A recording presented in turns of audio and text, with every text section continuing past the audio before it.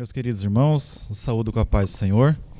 É com uma grata alegria e satisfação que mais uma vez chegamos até os irmãos com mais uma aula da nossa Escola Bíblica Dominical, daqui da Igreja Assembleia de Deus, Ministério do Belém de Rio Claro, pastor presidente, pastor Isaac Valadares.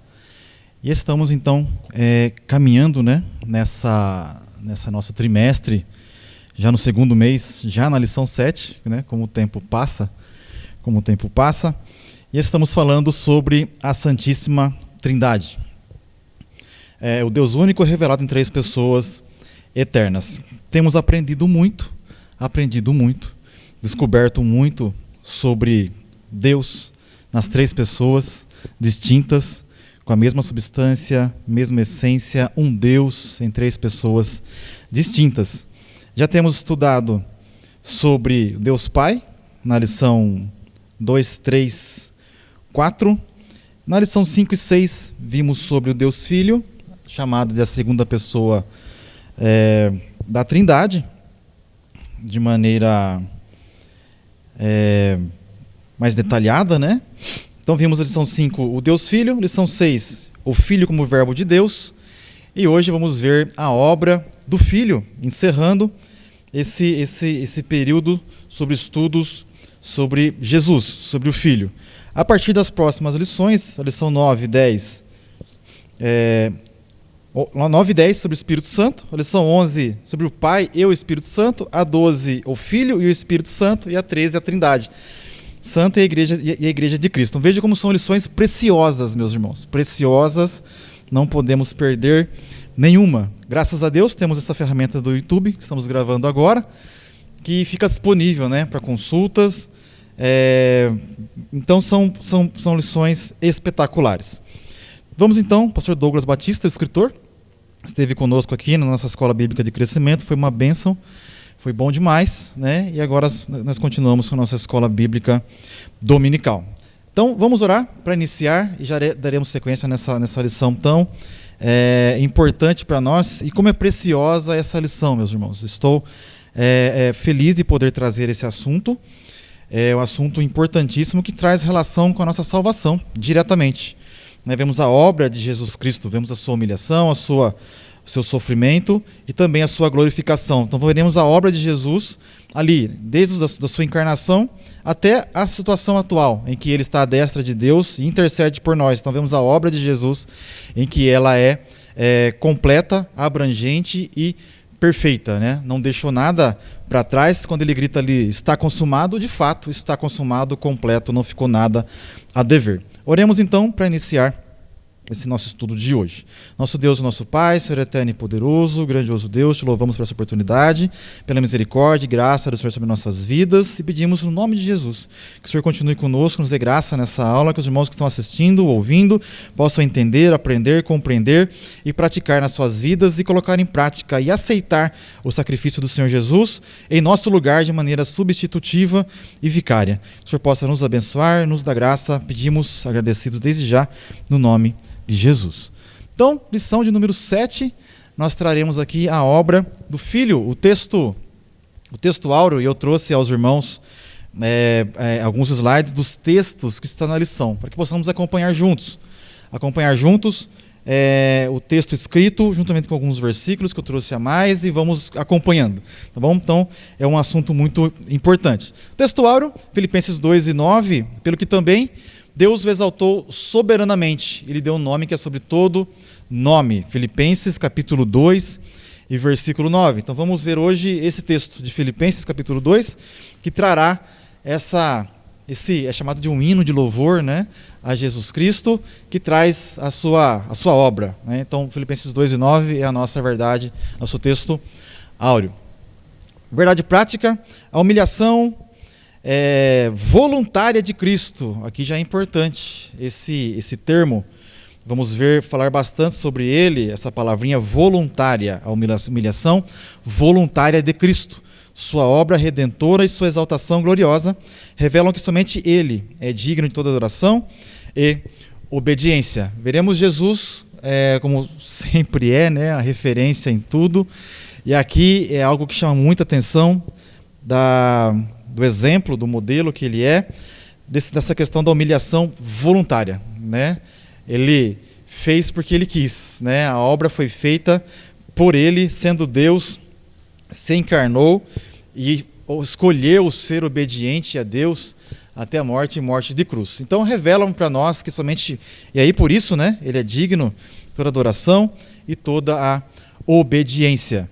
Nossa leitura bíblica em classe são 2 textos, Filipenses 2, do 5 ao 11, e Hebreus 9, do 24 ao versículo 28. Então vamos começar por Filipenses capítulo 2, que diz o seguinte: de sorte que haja em vós o mesmo sentimento que houve também em Cristo Jesus. Aqui Paulo está chamando a atenção dos irmãos da cidade de Filipe com relação à união, à humildade, ao serviço. E no versículo 5 ele compara daí, né? De sorte que haja em vós o mesmo sentimento que houve também em Cristo Jesus. Ele traz a referência à pessoa suprema, né? A pessoa maior, o maior exemplo da humanidade com relação ao serviço, né? Ao sentimento de ser um servo, né? De se entregar. No versículo 6 diz o seguinte: que sendo em forma de Deus, não teve por usurpação ser igual a Deus. Não teve por usurpação ser igual a Deus. Iremos ver esse texto com mais detalhes. Versículo 7, mas aniquilou-se a si mesmo, tomando a forma de servo, fazendo-se semelhante aos homens. Aqui fala da sua encarnação, né? Semelhante a nós. E achando-se na forma de homem, humilhou-se a si mesmo, sendo obediente até a morte, e morte de cruz. Então a sua obediência foi total, foi completa, né? Foi até o final. Versículo 9, pelo que também Deus o exaltou soberanamente. Ele deu o nome que é sobre todo o nome. Versículo 10, para que ao nome de Jesus se dobre todo o joelho dos que estão nos céus e na terra e debaixo da terra. E toda língua confesse que Jesus Cristo é o Senhor, para a glória de Deus Pai. Então veja, nós vimos aqui em Filipenses essa sequência de Jesus, né?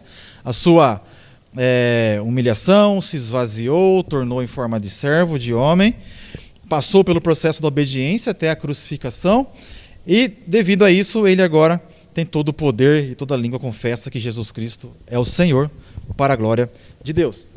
Então esse é o nosso texto base, também em conjunto com Hebreus capítulo 9, que o escritor aos Hebreus ele faz a comparação do sistema sacrificial do Antigo Testamento com Jesus. Tudo converge para Jesus, né? Todos os sacrifícios feitos no Antigo Testamento vão convergindo para Jesus, e Hebreus fala sobre isso. Ele diz, Hebreus 9, 24, porque Cristo não entrou num santuário feito por mãos, figura do verdadeiro, porém no mesmo céu, para agora comparecer por nós perante a face de Deus. O 25, nem também para si mesmo se oferecer muitas vezes, como sumo sacerdote, cada ano entra no santuário com sangue alheio. De outra maneira, necessário lhe fora padecer muitas vezes desde a fundação do mundo. Mas agora, na consumação dos séculos, uma vez manifestou para aniquilar o pecado pelo sacrifício de si mesmo. E como aos homens está ordenado morrerem uma vez, vindo depois disso o juízo, assim também Cristo, oferecendo-se uma vez para tirar os pecados de muitos, e aqui é tirar o pecado de muitos, é o que João falou, né? Eis o Cordeiro de Deus que tira o pecado do mundo. Nós vamos ver que os sacrifícios de animais, eles cobriam o pecado, atendiam uma exigência ali de Deus, mas não tiravam o pecado. Agora Jesus ele vem para tirar o pecado, para remover o pecado, para levar sobre si o pecado, né? E aqui faz referência a Isaías 53, que ele levou sobre si, né? Então ele leva sobre si os nossos pecados. Aparecerá uma segunda vez, sem pecado, aos que esperam para a salvação. É o que nós aguardamos agora, o retorno de Jesus Cristo para a nossa salvação. Então, somente lendo os textos bíblicos já nos dão muita clareza com relação a esse assunto, porque são textos muito claros, né? Mas vamos discorrer sobre a lição, porque o pastor Douglas Batista ele escreveu muito bem e também com muita clareza. Então, eu fiz questão, irmãos, de colocar todos os textos da revista no slide, para lermos juntos toda a revista com muito cuidado, porque está espetacular, né?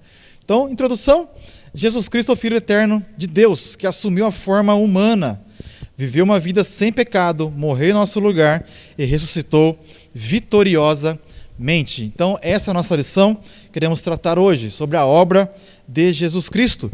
Sua missão abrange não apenas o perdão dos pecados, mas a revelação do caráter do Pai e a restauração de toda a criação. Então, olha aqui algo tremendo, né? O que a obra de Cristo traz para nós, né? Perdão dos pecados, mostra a Deus, ele falou, né? Quem vê a mim, vê ao Pai. E a restauração, irmãos, e a restauração.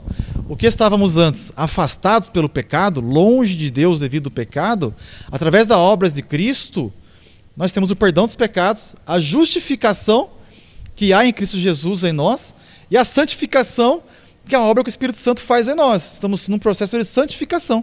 Então, olha como que essa distância do homem para com Deus, ela desaparece através da obra de Jesus. Glórias a Deus. Então, temos essa oportunidade em Cristo. Essa lição visa apresentar a profundidade da obra do Filho em 3 dimensões: sua humilhação, sua redenção e sua exaltação. Irmãos, esse assunto ele é profundo e extenso. O nosso propósito aqui no tempo que temos é trazer essa lição, e até a proposta da nossa revista, né? Trazer esse assunto, mas os irmãos que se interessarem, ele é profundo, tem muito mais da onde veio isso aqui, né? Então, lá na teologia, na cristologia, né, nós vamos encontrar muito mais sobre isso. Mas o escritor conseguiu resumir de maneira extraordinária. Tá? Então, nós temos 3 tópicos para tratar sobre o primeiro tópico, né? A humilhação voluntária do Filho. Como eu falei, vamos ver várias vezes essa palavra voluntária. Ele não foi obrigado a ir, né? Ele sendo Deus eterno, todo-poderoso, onisciente, onipotente, ele foi voluntariamente, né? Então são 3 tópicos: a submissão de Cristo. O segundo, o esvaziamento de sua glória. Vamos entender o que é o esvaziamento da sua glória. E a obediência sacrificial até a cruz. Então veremos esses 3 pontos nesse momento. Então, o primeiro subtópico, a submissão de Cristo. Paulo exorta a igreja de Filipos a unidade e a humildade. O apóstolo adverte aqueles irmãos a terem a mente de Cristo, de sorte que haja em vós o mesmo sentimento que houve também em Cristo Jesus. Versículo 5. E eu trouxe aqui para os irmãos os versículos de 1 a 4, porque, para colocar no contexto, né, eles são muito importantes. Então, vejamos o que a Bíblia diz no versículo 1 a 4 do capítulo 2 de Filipenses. Portanto, se existe alguma exortação em Cristo, alguma consolação de amor, alguma comunhão do Espírito, se há profundo afeto e sentimento de compaixão, então complete a minha alegria, tendo o mesmo modo de pensar, tendo o mesmo amor e sendo unidos de alma e mente. Então Paulo vem chamando os irmãos aqui para terem unidade, para pensarem igual, ter o mesmo amor, sendo unidos de alma e de mente, né, para serem unidos em tudo. No versículo 3, não façam nada por interesse pessoal. Olha aqui falando da humildade, né? Não façam nada por interesse pessoal ou vaidade, mas por humildade, cada um considerando os outros superiores a si mesmo. Então Paulo conclama os irmãos aqui a terem a sua vida pautada na humildade, e não por vaidade ou por outro interesse, e considerar os outros superiores a si mesmo, não tendo em vista somente os seus próprios interesses. Então olha como o texto é muito claro, né? Mas também o dos outros. Então Paulo vem chamando os irmãos aqui para não ter somente seus próprios interesses, mas olhar o interesse dos outros também, e ter uma vida pautada na humildade, não por interesse pessoal. Então veja que Paulo ele faz essa introdução nesse capítulo 2, e aí, meus irmãos, em tudo isso, ele chama um exemplo maior, que está no versículo 5. Ele fala, vocês querem ter alguém para olhar para isso? Olhem para Jesus. Ele fala, de sorte que haja em vós o mesmo sentimento também que houve também em Cristo Jesus. Então é aqui que nós entramos nesse texto, né? Paulo ele vem chamando os irmãos e ele chega no versículo 5 que aí ele começa a falar de Jesus. ele começa a descrever a Jesus Cristo sendo um modelo maior, sendo o modelo por excelência, né? E aqui que nós vamos nos pautar também. Seguindo nossa lição, o termo grego traduzido como sentimento, de sorte que haja em vós o mesmo sentimento. Então, o que ele fala aqui como sentimento é essa palavrinha aí, né, phroneo, que também pode significar modo de pensar e disposição mental. Então, que haja em vós o mesmo modo de pensar, a mesma disposição mental de que houve em Cristo Jesus. Dessa forma, os crentes deveriam assumir o mesmo modo de pensar e viver que foi demonstrado por Cristo. Então, Cristo ele é a referência, Cristo ele é o modelo, Cristo ele é a quem nós devemos olhar e seguir, imitar, copiar, fazer igual, né? Isso quer dizer ser cristão, né? Seguir a Cristo. Seguir a Cristo. Então, refere-se a uma consciência moldada pela humildade, pelo amor e pela obediência. Então, se temos que olhar para Jesus, como Jesus viveu? De maneira humilde, obediente e com amor, né? E com amor. Então, imitar a mente de Cristo significa renunciar ao egoísmo, buscar o bem do próximo e viver para a glória de Deus. Então, nós somos chamados a isso, a imitar a Jesus, a renunciar a nós mesmos pelo bem do próximo. Olhe para Jesus, né? Sendo em forma de Deus, ele não teve por usurpação ser igual a Deus, mas ele se encarnou assim como nós somos, seres humanos. Tendo as nossas debilitações físicas, precisando dormir, precisando comer, precisando das suas necessidades físicas. Então Jesus é o modelo. Como cristãos, somos chamados não apenas a crer em Cristo, mas a pensar e agir como Ele. Então aqui, eu até coloquei o versículo aí, Mateus 11, 29. Tomai sobre vós o meu jugo e aprendei de mim, que sou manso e humilde de coração. Encontrareis descanso para a vossa alma. O texto que nós estamos estudando está aí no slide. A última frase fala assim, mas temos que pensar e agir como Ele. A gente sempre pensa, a gente sempre se esforça a fazer como Ele. Mas aqui é mais profundo do que isso, é pensar como Ele, né? Então nós precisamos conhecer a Cristo de modo a pensar como Ele. E como conseguiremos isso? Né? Como conseguiremos isso? Somente através da obra do Espírito Santo em nós. Né? De maneira do esforço próprio, não conseguiremos. A única forma é através da obra do Espírito Santo em nós, que é chamado de fruto do Espírito. O fruto do Espírito. O fruto do Espírito manifesto em nós é o caráter de Cristo em nós. Né? Então, através da obra do Espírito Santo em nós, teremos condições de ser mais semelhante a Jesus Cristo. E aí é a questão da comunhão com Deus, comunhão com o Espírito Santo, das nossas rotinas, né, de comunhão com o Senhor. Então, no primeiro tópico nós vimos que, primeiro subtópico, vimos que Cristo foi submisso, né, e obediente, ele deixou tudo, né, ele deixou a sua glória, né, para ser como nós. Né? Em um texto, Jesus fala para o Pai, né, glorifica-me, né, com a glória que eu tinha antes, né, da criação do universo, do mundo, antes de tudo isso. Então Jesus ele já era Deus, né, não deixou de ser Deus, e estamos vendo isso ao longo desse trimestre. Ele nunca deixou de ser Deus, mesmo encarnado, ele é 100% homem e 100% Deus. Mas aqui, ele não é uma questão de submissão, ele vem então para se encarnar, né, assumir uma posição, né, de homem, de estar como homem. E é interessante que como homem, como Deus, né, todo-poderoso, toda a glória ali a Jesus, antes da sua encarnação, e quando ele se encarna, ele poderia nascer numa família milionária, nascer num palácio e nas melhores condições possíveis, e nós não vemos isso. Né? A sua submissão, a sua obediência, o seu modo com que ele veio foi o mais simples possível, nasceu numa manjedoura, no lugar onde ficavam os animais, né? A cidade em que ele nasceu era uma vila pequenininha, né? Muito simples, né? Cidade dos gentios, chamada. Então ele veio numa condição muito simples, né? Nos dando um exemplo de humildade, Até a questão de que A cidade em que ele nasceu, em que ele viveu, né? Em que ele viveu, na Galileia, não estava nem nos mapas, né? Dos romanos, de tão simples que era. Então, simples, né? Essa submissão dele, essa humildade dele é assustadora, né? Assustadora. E nós às vezes queremos ser tanto, né? Precisamos pensar e agir como Jesus Cristo. Precisamos pensar como Ele. O segundo subtópico, o esvaziamento de sua glória. O esvaziamento de sua glória. O apóstolo recorda que Jesus, sendo em forma de Deus, não teve por usurpação ser igual a Deus. Sendo ele igualmente Deus, compartilhando da mesma natureza do Pai. Já vimos isso em lições anteriores. Né? A mesma natureza, a mesma essência.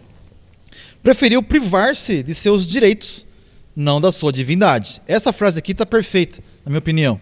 Ele escolheu privar-se dos seus direitos, da sua glória. Esse esvaziamento, ele não deixou de ser Deus, mas ele preferiu escolher privar-se dos seus direitos. Ali na cruz, ele poderia mostrar toda a sua glória, né? Mas ele permaneceu como uma ovelha muda que segue ao seu matadouro. Né? Durante o seu ministério ali, ele poderia atender todos os milagres de uma vez só, ele poderia fazer muitas coisas, ele poderia ter resolvido muitas coisas, mas ele escolheu privar-se dos seus direitos.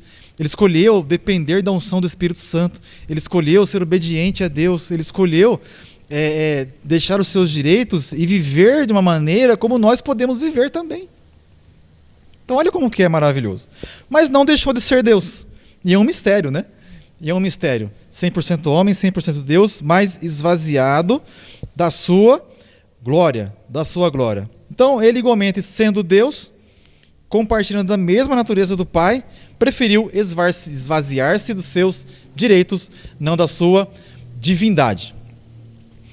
E aí, esse texto tem um ponto importante. O versículo é esse que está na tela, né? Filipenses 2:6. Sendo em forma de Deus, não teve por usurpação ser igual a Deus. A palavra usurpação ela é interessante. Ela é interessante. A palavra usurpação, ela quer dizer algo a ser retido, nesse contexto, né? Algo a ser retido a todo custo. Então Jesus não teve por usurpação. Ele não olhou ser igual a Deus, uma coisa a ser retida a todo custo. Quer dizer, eu não posso deixar a minha glória. Então ele não pensou assim. Ele falou, eu vou deixar toda essa glória, né? E não tenho isso como algo que preciso reter a todo custo. Ele escolheu esvaziar-se. Né? A palavra usurpação também ela significa algo a ser explorado egoisticamente. Então Jesus não foi egoísta ao ponto de falar assim, não, eu não posso me tornar homem. Eu sou Deus, não posso. Mas não, ele não teve por usurpação, ele não teve algo a ser explorado egoisticamente, ser igual a Deus. E uma terceira também, algo que não deve escapar do seu domínio, né? Não posso deixar de ser Deus de maneira nenhuma. Não posso deixar a minha glória, não posso deixar de ser igual a Deus, não posso deixar de ser semelhante a Ele, ser igual a Ele, não posso deixar isso. Então Jesus não teve esse sentimento. Ele não teve esse sentimento. O sentimento que ele teve foi, eu vou me esvaziar da glória, mas sem deixar de ser Deus, sempre lembrando isso, né? Vou esvaziar dessa glória para me colocar numa situação de igualdade com o ser humano. Então veja que Jesus, ele é maravilhoso, maravilhoso. Então, mais uma vez passando, irmãos, usurpação. Quer dizer, algo a ser retido a todo custo, algo a ser explorado egoisticamente, algo que não deve escapar do seu domínio. Então Jesus não teve esse sentimento, muito pelo contrário. Né? Então é isso que esse texto quer dizer, tá bom? É isso que esse texto quer dizer. Então sendo em forma de Deus, né? Estando ali, Deus não teve por usurpação, né? Ser igual, né? Ele não teve por usurpação reter aquilo ali, reter aquela glória, mas ele escolheu, né? Se humilhar, escolheu ser obediente, escolheu passar por todo o processo e ser igual a nós. Então é um exemplo de humildade. Trata-se de um contraste com o primeiro Adão, que almejou ser como Deus. Está lá em Gênesis 3:5. Enquanto Cristo, o segundo Adão, sendo Deus, preocupou-se com o bem-estar dos outros. Com o bem-estar dos outros. Para pensar, meus irmãos. O que Jesus ganhou pensando nele, né? Antes dele se encarnar, ele é Deus, né? O Criador, Todo-Poderoso. Vimos que ele estava na criação, Deus, né? Na Trindade, a mesma essência, a mesma substância, Deus. E ele vem e se encarna, né? E passa por todo esse processo, né?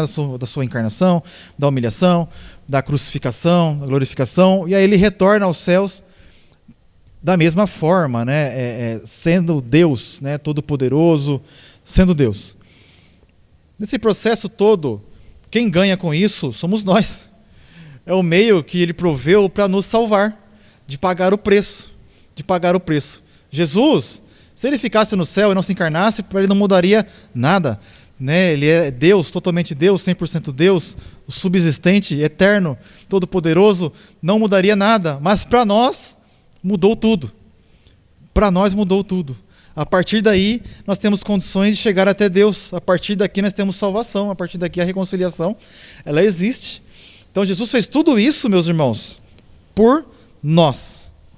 Por nós. Né? Mais uma vez, é o exemplo maior para todos nós. Né? E por isso é digno de adoração, de honra, de glória, de respeito, de ser adorado, de ser estudado, de ser glorificado, de nós vivermos em prol dele. Em prol dele. É por isso, é simplesmente por isso. Né? Tudo que ele fez por nós. Seguindo aqui, essa realidade é confirmada quando Jesus aniquilou-se a si mesmo, tomando a forma de servo. Filipenses 2:7, a parte A. Isto é, esvaziou-se voluntariamente, assumindo a natureza humana na forma de servo. Na forma de servo. Para complicar tudo ainda, né? Na forma de servo. O Filho do Homem não veio para servir, mas para ser servido. Então vemos que Jesus, de novo, meus irmãos, vou falar muitas vezes isso, é o nosso exemplo maior. Hebreus 4:15 diz o seguinte: porque não temos um sumo sacerdote, Jesus, que não possa compadecer-se das nossas fraquezas, porém que como nós, em tudo foi tentado, mas sem pecado. Irmãos, ele fez-se semelhante a nós. Né? Ele se colocou em pé de igualdade. Em tudo foi tentado. O que nós somos tentados, ele também foi. Mas sem pecado. Segundo subtópico, ainda continuando aqui, né? No segundo subtópico, isso não significa a perda da sua divindade, mas a renúncia da glória que ele possuía na eternidade com o Pai. Olha o texto. E a glória, João 17:5, e agora glorifica-me tu, ó Pai, junto de ti mesmo, com aquela glória que tinha contigo antes que o mundo existisse. Então é aquilo que eu falei, ele já tinha a sua glória, né? E após o processo na terra, a sua glória também é a mesma. Né? Então esse texto deixa muito claro. Então ele deixou aquela glória, né? Ele se esvaziou daquela glória, mas não deixou de ser Deus. O terceiro subtópico, obediência sacrificial até a cruz. A obediência de Cristo foi plena, desde a encarnação até o Calvário. Foi plena, total, completa. Filipenses 2:8, na forma de homem, humilhou-se a si mesmo, sendo obediente até a morte e morte de cruz. Ele foi até o final. Quando ele grita lá na cruz, está consumado, de fato estava consumado. De fato, a obra foi completa. Não deixou nada por fazer. O plano foi atendido em sua plenitude.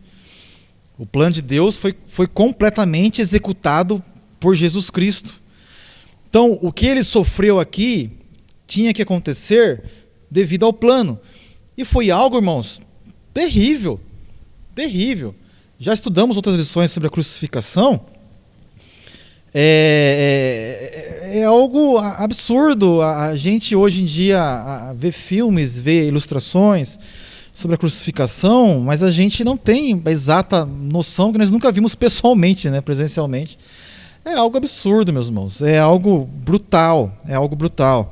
O que Jesus passa ali, desde do flagelo, da humilhação, né? Pilatos ali, ele não vamos passar detalhadamente, não é o ponto aqui. Pilatos, ali, ele manda flagelá-lo, né? Manda açoitá-lo com os flagelos, e ali já era uma punição, que pessoas morriam naquele processo, né? Era algo muito absurdo. Alguns ossos eram quebrados, carne dilacerada, algumas pessoas, os órgãos internos ficavam expostos, né? Que a carne saía de fato, na ponta do chicote de lasca de osso, bolinha de chumbo, tiras de couro, lascas afiadas de metal. Então era algo absurdo. A pessoa, ela era destruída, né? Ela era destruída. Então Jesus, ele passa por esse processo do flagelo. Alguns morrem ali, né? E quando ele é flagelado, a coroa de espinhos também vem na sua cabeça, ele é apresentado aos judeus, fala: aqui está o seu rei, né? E ali, naquela sede, né, dos judeus ali, não estão saciados ainda, eles seguem, né? Crucificam-o. Então Jesus passa pela condenação absurda, extremamente brutal, e depois vem a crucificação, né? Só que antes disso ele tem que carregar a sua cruz ainda até o monte. É algo absurdo, né? E é Deus quem está ali. A pessoa que deixou a sua glória, para pensar, deixou a sua glória, ele se encarna, e ele então está agora diante de toda essa situação. A crucificação também é uma condição para os mais terríveis dos miliantes, né? Das pessoas que eram da pior espécie. Jesus ali é crucificado, era para aqueles que eram contra o Estado, para aqueles que matavam familiares, era para as piores espécies de pessoas. E Jesus está lá. Jesus está lá. Então ele desceu à condição mais humilde e morreu como servo. Como servo. Jesus está na cruz. A crucificação, ela é a pessoa crucificada com a cruz deitada, né, nas mãos, os cravos entram, alguns trazem a situação de que é feita no pulso, né, que se fosse feita na mão, quando a cruz é levantada e solta no buraco, rasgaria a palma da mão. Então alguns entendem que é feita no pulso, quando desce vai rasgar até a palma da mão.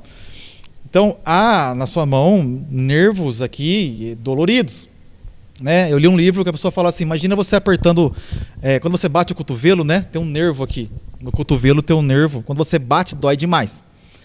A pessoa vai explicar, ele falou assim: imagina você pegando um alicate e apertando esse nervo do seu cotovelo. A dor é absurda.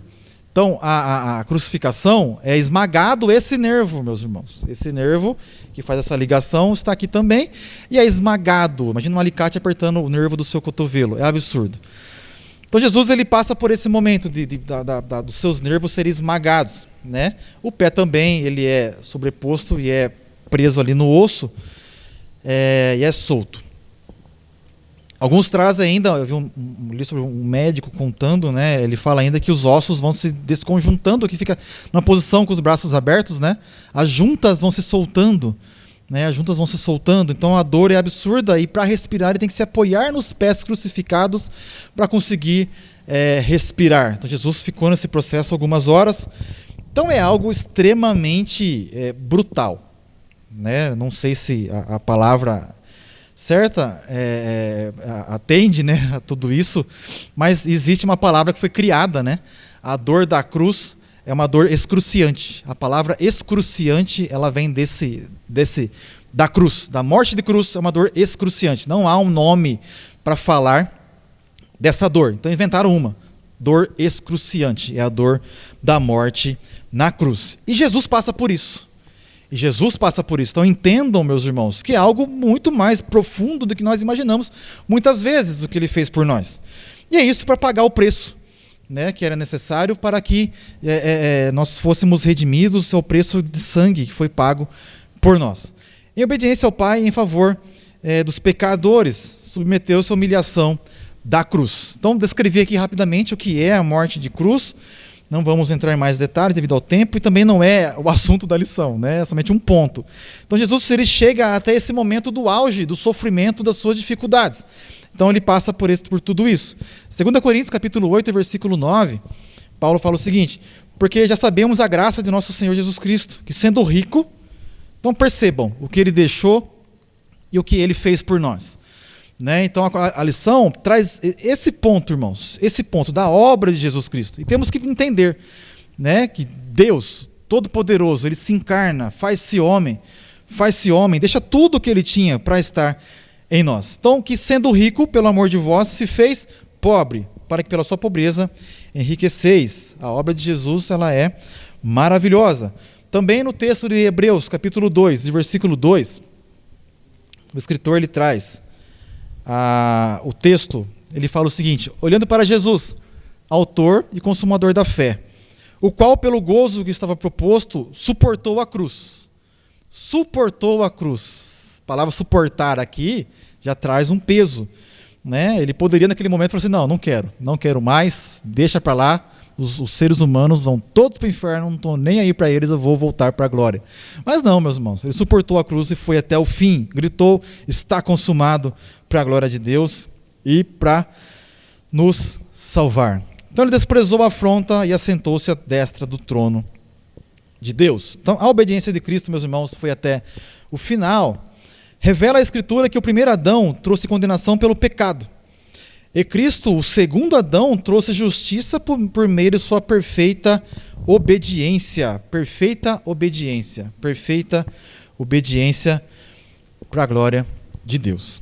Essa verdade ratifica que a obra redentora do Filho está fundamentada na obediência completa de Cristo ao Pai. João 6,38. Acho que eu avancei muito aqui, né? João 6,38 diz o seguinte: porque eu desci do céu não para fazer a minha vontade, mas a vontade daquele que me enviou. Meus irmãos, é um exemplo para nós. Jesus é o exemplo maior, é o exemplo por excelência. Sendo Deus, ele escolheu voluntariamente ser obediente até a morte e morte de cruz. E ele cita isso, mas ele falou que não veio para fazer a vontade dele, mas a vontade daquele que me enviou. Agora a pergunta é, né, quem somos nós, né, que aceitamos a Cristo, seu sacrifício, somos cristãos, estamos fazendo a obra de Deus para fazer a nossa própria vontade. Ser o exemplo maior, temos que ter em mente que precisamos, da forma que ele fez, fazer a vontade de Deus e ser obediente ao Senhor. Precisamos fazer isso. Precisamos fazer isso. Seguindo, a nossa salvação é o resultado dessa obediência, não de nossos méritos. Então vejam que a nossa salvação, ela é resultado da obediência de Cristo. Não tem mérito nosso na salvação. O que nós temos que fazer é aceitar a Jesus Cristo e reconhecer o seu sacrifício que pagou o preço por nós. Não há méritos nossos na salvação. Então, assim como Cristo, devemos obedecer à vontade do Pai. Efésios 2, capítulo 8, diz: pela graça sois salvos por meio da fé. Isso não vem de vós, é dom de Deus. Então, não vem de nós. Não devemos nos achar, né? Nos achar, não, eu faço, eu tenho, eu sou. Não, irmãos. Jesus tem, é Ele quem faz. Nós dependemos dEle. Nossa salvação está em Cristo e não nos nossos méritos. Isaías diz que nossas obras de justiça são como trapos de imundícia. Nossas obras de justiça são como os trapos de imundícia diante de Deus. Não, nós podemos fazer as coisas e achar que são justas, mas diante de Deus não serve para nada. O que isso quer dizer? Nós, sem Jesus, não temos condições de agradar a Deus. É impossível que o ser humano agrade a Deus sem Jesus Cristo. Só podemos agradar ao Senhor através da obra de Jesus Cristo, através da justificação de Cristo em nós. Quando Deus olha para nós, que aceitamos a Jesus, Ele vai olhar a obra de Cristo em nós, a salvação de Cristo em nós, a justiça de Cristo em nós. Não é pela nossa justiça, mas pela justiça de Cristo em nós. Tá? Então precisamos ter isso em mente. É em Jesus. É em Jesus. Então, a sinopse do primeiro tópico, ela traz o seguinte: a humilhação do Filho revela sua submissão, esvaziamento e obediência até a cruz. A humilhação do Filho revela sua submissão, esvaziamento e obediência até a cruz. Segundo tópico, passamos então, irmãos, pela questão da sua humilhação. Vimos o texto de Filipenses 2, versículo 5 em diante. E veremos agora no segundo tópico a obra redentora do Filho. Agora vai trazer a comparação com o sistema do Antigo Testamento. Que tudo do Antigo Testamento, do sistema sacrificial, apontava para Jesus. Apontava para Jesus. Jesus é o tipo do sistema sacrificial. Então veremos isso em 3 tópicos. A ineficiência do sacerdócio levítico, o sacrifício único e suficiente, a substituição vicária. O sumo sacerdote entrava no Santo dos Santos, uma vez por ano, no dia da expiação, chamado de Yom Kippur, levando o sangue alheio, o sangue de animais, para fazer propiciação por seus próprios pecados e pelos pecados do povo.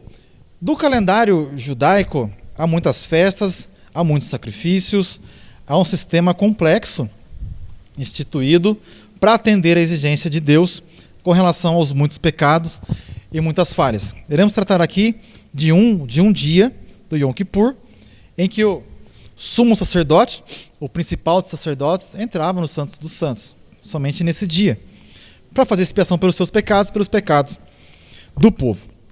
Eu trouxe um pouquinho da descrição do que é esse dia. É o dia 10º do 7º mês, Etanim ou Tisrei. Era o Yom Kippur. Quando o sumo sacerdote aspergia o sangue sobre o propiciatório, que ficava lá no Santo dos Santos, e o bode expiatório era oferecido, enquanto outro bode era solto no deserto. Não vamos entrar em muitos detalhes aqui, tá? Mas era um ritual em que ele oferecia. Eu trouxe o texto, meus irmãos. Vamos ler o texto melhor, né? Levítico 16, versículo 6 e versículo 7. Depois, Arão oferecerá o novilho da oferta pela expiação, que será para ele, e fará expiação por si e pela sua casa. Então veja, ele oferecia o novilho por si e pela sua casa. Versículo 7. Também tomará ambos os bodes, então são 2 bodes, e os porá perante o Senhor, à porta da tenda da congregação. E Arão lançará sorte sobre os 2 bodes.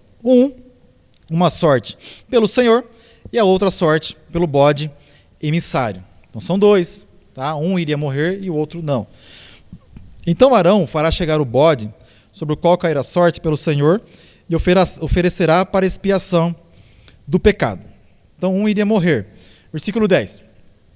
Mas o bode sobre que cairá sorte para ser bode emissário apresentar-se-á vivo perante o Senhor para fazer expiação com ele, para enviá-lo ao deserto como bode emissário. Então era um símbolo, né, que um deveria morrer para pagar o preço e o outro seria enviado para o deserto num símbolo de estava tirando dali, né, estava levando, né, os pecados. Mas aqui nós vemos que são animais, né, que morrem, né, em prol do ser humano. E aqui são sacrifícios que cobriam o pecado, né? Aqui somente cobriam, era algo provisório. Era algo provisório até que viesse o sacrifício perfeito que foi feito em Jesus Cristo.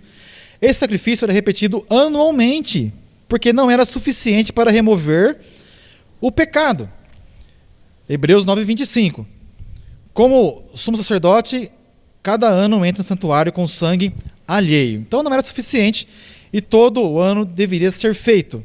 Deveria ser feito. Hebreus capítulo 10, versículo 3 e 4, diz o seguinte: nesses sacrifícios, porém, cada ano se faz comemoração dos pecados. Porque, olha o versículo 4, é impossível que o sangue dos touros e dos bodes tire pecados. É impossível. Então, esse sacrifício do Antigo Testamento não tira pecado, ele cobre pecado. É diferente. O pecado ainda está lá. Ainda está lá. Então, ele é somente coberto. Quem tira pecado é aquele que João Batista falou. Eis o Cordeiro de Deus, que tira o pecado do mundo. Ali tirar é tirar de fato. É remover. É carregar sobre si. É carregar sobre si. Então, é diferente. O sacrifício de Cristo, ele é o sacrifício perfeito. Porque também é de um semelhante. É de um semelhante. Ele atendeu à exigência de Deus. E aqui faz-nos lembrar lá de Isaías 53. Nós vamos ver Isaías 53, até o versículo 11, mais ou menos. Nós vamos ver ali algumas vezes a palavra que ele levou sobre si, que ele carregou, que ele tirou. Então é exatamente isso. Jesus vem, carrega o pecado, tira para outro lugar. Então, ele tira de nossas costas. E que outro lugar é esse? É sobre ele. Ele levou sobre si. O castigo que nos traz a paz estava sobre ele. Então Jesus é aquele que tira o pecado. O sumo sacerdote terreno era uma figura, tipo de Cristo, que é real e eterno. Sumo sacerdote, Hebreus 2:17. O santuário terreno era uma sombra, Hebreus 8:5. Mas Cristo entrou no céu mesmo para interceder por nós diante do Pai. Hebreus capítulo 8, versículo 1 e versículo 2. A entrada única de Cristo no santuário, com seu próprio sangue, nos assegura uma eterna redenção. Por ser imperfeito, o sacerdócio levítico foi substituído por um superior, o sacerdócio de Cristo. Então, com Jesus, todos os sacrifícios do Antigo Testamento convergiam para ele. Né? Jesus é o tipo dos sacrifícios, daqueles animais que morreram. Agora, Jesus, a nossa figura, a nossa imagem, a nossa semelhança, é uma vida sem pecado, sendo o Cordeiro de Deus, que não pecou, perfeito. Ele se oferece por nós e traz a nossa eterna salvação. Então, ele agora é um sacerdócio perfeito. Olha o que Hebreus diz, capítulo 7, versículo 23. E, na verdade, aqueles foram feitos sacerdotes em grande número, porque pela morte foram impedidos de permanecer. Mas este, quer dizer, Jesus, porque permanece eternamente, tem um sacerdócio perpétuo. Ele morreu, mas ele ressuscitou e adentrou o santuário de Deus. E está lá, intercedendo por nós. Então, ele é um sacerdócio perpétuo, eternamente, porque ele não vai morrer. Ele permanece, é ele quem intercede por nós. Versículo 25. Portanto, pode também salvar perfeitamente os que por ele se chegam a Deus, vivendo sempre para interceder por eles. Irmãos, é por isso que nós aceitamos a Jesus como Salvador. É por isso que aceitamos a Cristo. Ele morreu em nosso lugar, ele pagou o preço em nosso lugar. E outra, nós não temos condições de pagar esse preço. Se eu falo, eu vou morrer pelos meus pecados. Bom, eu sou um imperfeito, não vale, não paga aquele preço. Mas Jesus pagando o preço perfeitamente em nosso lugar. Glórias a Deus por isso. Então, o primeiro tópico nós vimos sobre a ineficácia, né, do sacerdócio levítico. E agora vamos falar mais sobre o sacrifício único e suficiente. Na antiga aliança, oferecia sacrifícios continuamente pelos pecados por causa da ineficácia dessas ofertas. Diferente do sistema levítico, a morte de Jesus foi definitiva, completa e eficaz. Assim também Cristo, oferecendo-se uma vez para tirar os pecados de muitos. Hebreus 9, 28. A expressão uma vez, do grego apax, indica que não há necessidade de repetição. O que ele fez é perfeito e eterno. É uma vez. E Hebreus 10 e 10, né? No qual vontade temos sido santificados pela oblação do corpo de Jesus Cristo, feita uma vez.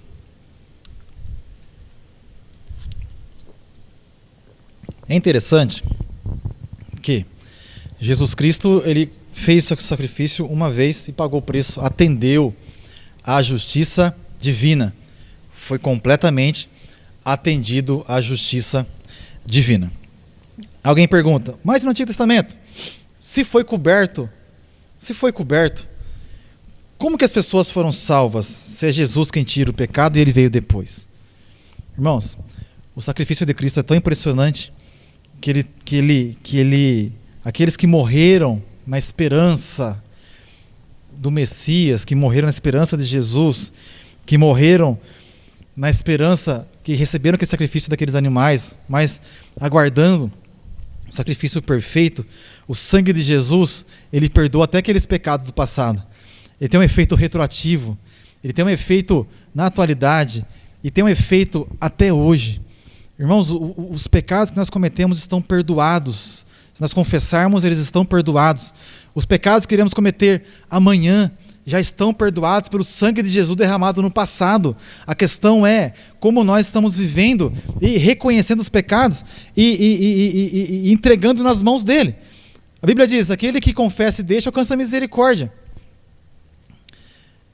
Então, na nossa vida, nós não estamos totalmente libertos, nós estamos vivendo nesse mundo aqui, e alguma sujeira vai pegando em nós, mas se nós voltarmos a Jesus Cristo e confessarmos nossos pecados, Ele é fiel e justo para perdoar nossos pecados. Então, o sangue de Jesus, ele é poderoso. O sangue de Jesus, ele é poderoso. A salvação não é por causa dos méritos ou rituais, mas é pela plena e gratuita alcançada na fé, na obra consumada de Jesus Cristo. João 19:30, Cristo ao morrer rasgou o véu que separava o homem da presença de Deus. Ele rasgou o véu da separação, da diferença da obra de Deus. Não há outro meio de salvação, nenhuma outra oferta, nenhum outro nome. O Calvário é suficiente, Jesus é tudo. Nosso terceiro subtópico é a expressão vicária. A substituição vicária. A expressão vicária vem do latim vicarius, que significa em lugar de outro. A substituição vicária é inseparável da justiça divina. Romanos 13:26. O pecado não pode ser ignorado e precisa ser punido. Então há uma punição para o pecado, tem que acontecer alguma coisa quando acontece o pecado. Então alguém tem que pagar esse preço. O que acontece aqui é que Jesus pagou esse preço. Então a substituição ela é vicária, é em lugar de outro. Em Cristo, o Cordeiro de Deus, a substituição é perfeita e definitiva. Na consumação dos séculos, uma vez se manifestou para aniquilar o pecado pelo sacrifício de si mesmo. Hebreus capítulo 9, versículo 26, a parte B. Assim, em adoração devemos viver para Cristo que morreu por nós. Morreu em nosso lugar. Então, por isso que é a substituição vicária. 2 Coríntios 5:15 diz o seguinte: e ele morreu por todos, para que os que vivem não vivam mais para si, mas para aquele que por eles morreu e ressuscitou. Então vejam a importância de que tem isso e o que Paulo traz aqui, o que Paulo mostra aqui. Né? Ele vai mostrar para nós exatamente, o texto está muito claro para todos nós. Ele morreu por todos, para que os que vivem não vivam mais para si, mas para aquele que por eles morreu e ressuscitou. Então, essa é a questão da nossa parte agora, né? Viver para ele e por ele. 1 Pedro, capítulo 3, versículo 18, diz o seguinte: porque também Cristo morreu, Cristo padeceu uma vez pelos pecados, o justo pelos injustos, para levar-nos a Deus. Então, traz a exata questão da substituição que nós estamos vendo agora. O segundo, a sinopse, né, do nosso segundo tópico, a obra redentora de Cristo é única, suficiente e vicária, garantindo nossa salvação. Então a obra de redenção, da redenção, em que ele compra, né, ele paga o preço, ela é única, suficiente e vicária, garantindo assim a nossa redenção. Então não há outro meio de salvação. Não há outra forma, é a única forma, o único meio de ser salvos é através da obra de Jesus Cristo. Nosso terceiro tópico, a exaltação gloriosa do Filho. Então vimos que a sua humilhação, vimos a sua obediência, vimos a comparação com os sacrifícios do Antigo Testamento, vimos que ele pagou o preço por nós de maneira substitutiva, vicária, e agora vemos a consequência disso. Né, veremos a exaltação gloriosa do Filho. Primeira parte, ele foi recebido à destra do Pai. Segunda parte, tem um nome acima de todo nome. E a terceira parte, soberania universal e retorno triunfal. A primeira parte, recebido à destra do Pai. Após sua humilhação voluntária, e aqui eu deixei até em negrito, né, a sua humilhação voluntária, que eu falei desde o início, vou repetir isso várias vezes, o Filho foi entronizado nos céus com glória eterna, pelo que também Deus o exaltou soberanamente. Filipenses 2:9, parte A. A exaltação de Cristo está ligada à sua obediência, que nós já vimos a obediência na segunda parte. Então essa exaltação ela é uma consequência. Vejamos o texto, capítulo 2 de Filipenses, versículo 8 e versículo 9. E achado na forma de homem, humilhou-se a si mesmo, sendo obediente até a morte e morte de cruz. Já vimos esse texto. Pelo que também Deus o exaltou soberanamente. Ele deu um nome que é sobre todo o nome. Então veja aqui a ação e a consequência, né, da sua humilhação, da sua obediência, da sua obra completa. E aqui então vem a consequência, né? Então, recebido à destra do Pai. O verbo exaltou, do grego hyperipsonsen, denota uma elevação acima de toda medida. Então é uma exaltação sobremaneira, né? Acima de toda medida. Cristo não apenas venceu a morte, mas foi exaltado à posição suprema no universo. Vamos ver aqui alguns versículos que mostram isso para nós, né? Em que forma ele foi exaltado. Ocupou o lugar de honra à destra do Pai, símbolo de autoridade, glória e soberania. Hebreus 1 e 3. Estar assentado ali expressa o reconhecimento divino da obra completa do Filho. João 17, 4 e 5. Cristo não apenas voltou para o céu, ele assentou-se no trono. Apocalipse 3 e 21. Então vejamos aqui em que posição ele voltou, né? E aqui é algo que ele retorna à glória que ele tinha antes da criação do mundo. Já vimos o texto lá em João. E agora, João, em Apocalipse, ele vê, né? E Jesus fala com ele, né? O que vencer, e considerei que se assente comigo no meu trono. Então, de fato, está no trono, né? Assim como eu venci e me assentei com o meu Pai. Então, veja a posição de Jesus agora, posição de honra, de sobremaneira. Sua exaltação garante nosso acesso à presença de Deus. Ele intercede por nós. Romanos 8, 34. Vamos ver esse texto no próximo slide. E reina como rei dos reis. Então percebam que está no trono, à destra de Deus, intercedendo por nós, e reina como rei dos reis. Apocalipse 19, 16 diz assim: e na sua veste e na sua coxa tem escrito este nome: Rei dos reis e Senhor dos senhores. Então veja que Jesus está numa posição agora e a sua obra não termina. A obra na terra ela foi concluída, mas a obra é feita até hoje, porque ele intercede por nós. Ele reina, ele é Rei dos reis e Senhor dos senhores. O Romanos 8, e versículo 34, traz o seguinte: quem os condenará? Pois é Cristo quem morreu, ou antes, quem ressuscitou dentre os mortos, o qual está à direita de Deus e também intercede por nós. Então vejamos, meus irmãos, a obra de Cristo, esse texto de Romanos, ele é muito claro. Ele é muito claro, né? Ele está à direita de Deus e intercede por nós. Então vejamos que ele foi reconhecido, exaltado de maneira excelente, de maneira gloriosa, né? E está num trono ao lado de Deus e intercede por nós. Intercede por nós. O segundo subtópico, acho que eu avancei um pouquinho aqui.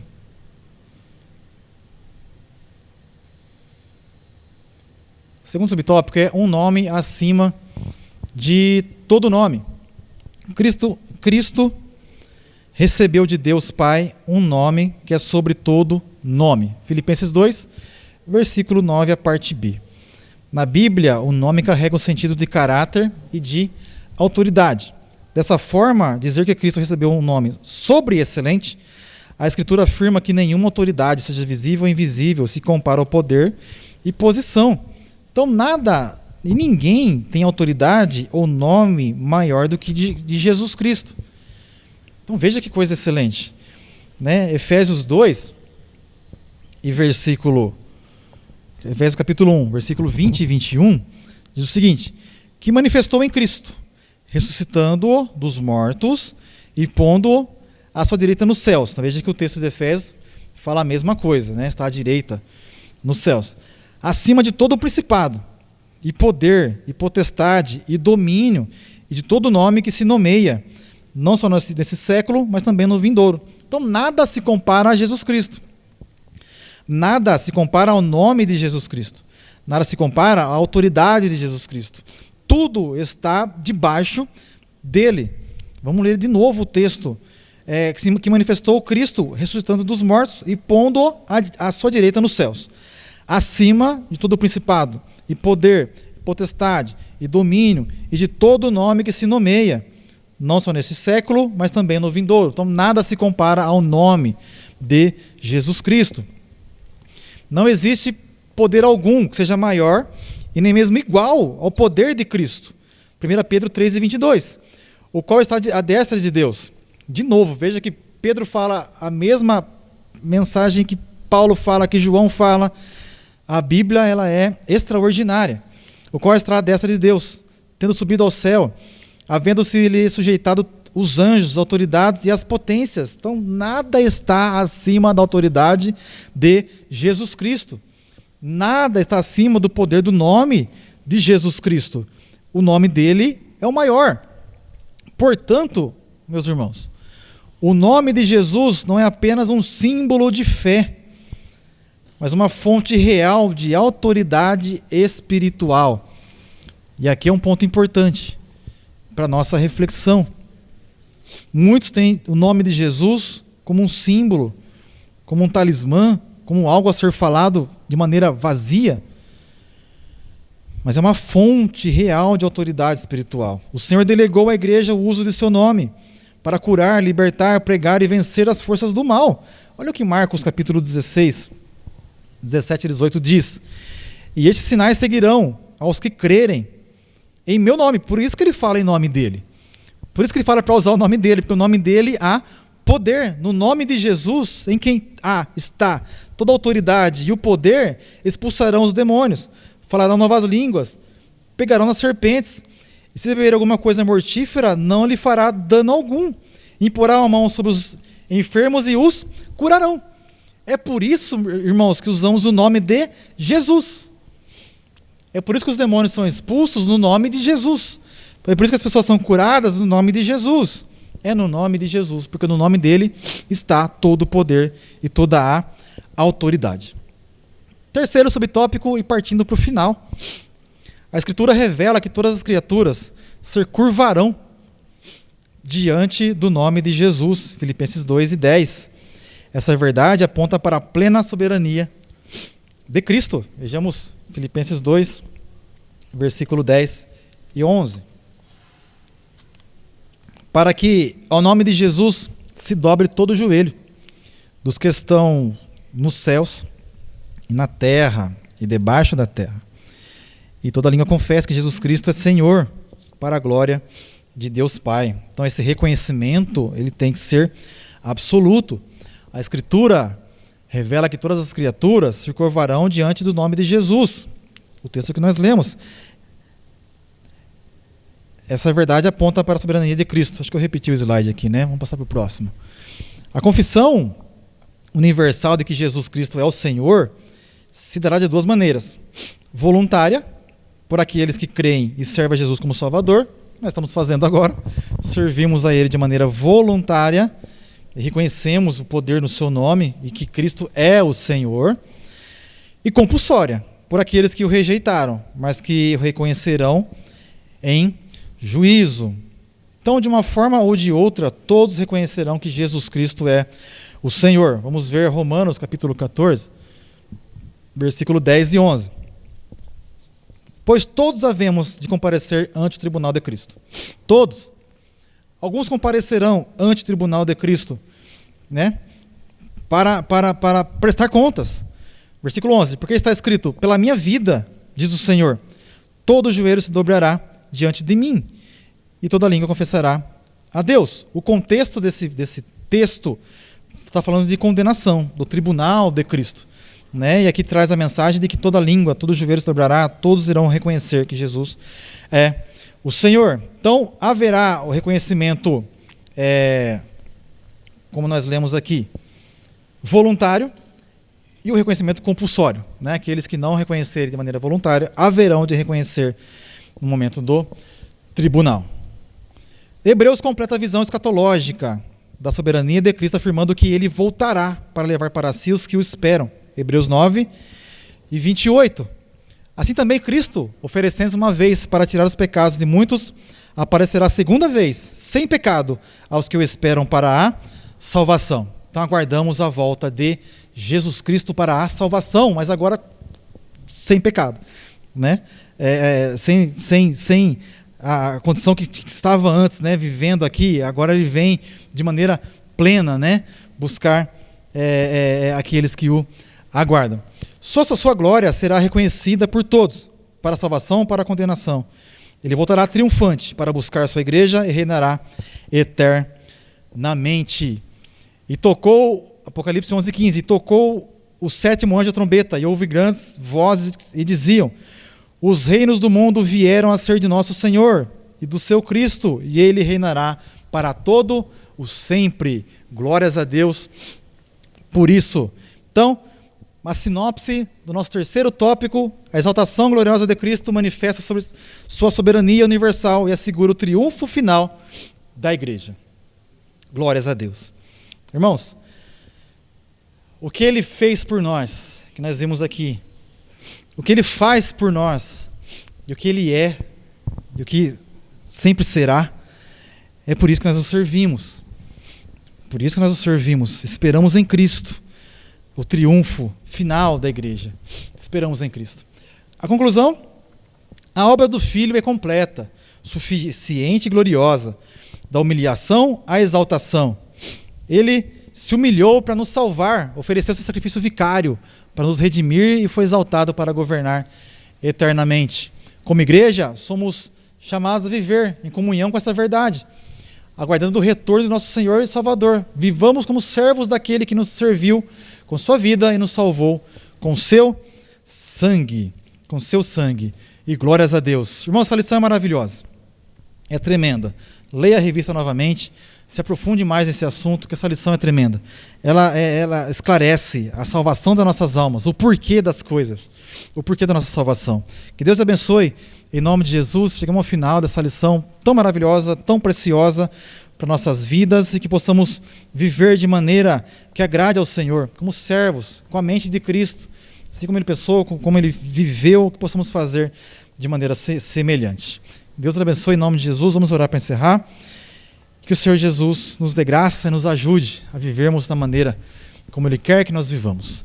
Nosso Deus e nosso Pai, Senhor eterno e poderoso, te louvamos, te agradecemos no nome de Jesus, pela tua bondade e misericórdia, pelo teu grande amor com que teve por nós, com que tem por nós, que se entregou por nós, morreu em nosso lugar, de maneira vicária, substituta, e que agora está à destra do Pai e intercede por nós. Te louvamos por isso, pedimos tua misericórdia, que o Senhor nos abençoe, que o Senhor nos dê graça, nos ajude a vivermos de maneira que o Senhor quer que vivamos, que possamos ser servos do Senhor, assim como Cristo foi, que possamos ser também. Nos ajude e nos dê graça, e tenha misericórdia de nossas vidas. Nós pedimos agradecidos, em nome de Jesus. Amém. Deus abençoe, em nome de Jesus.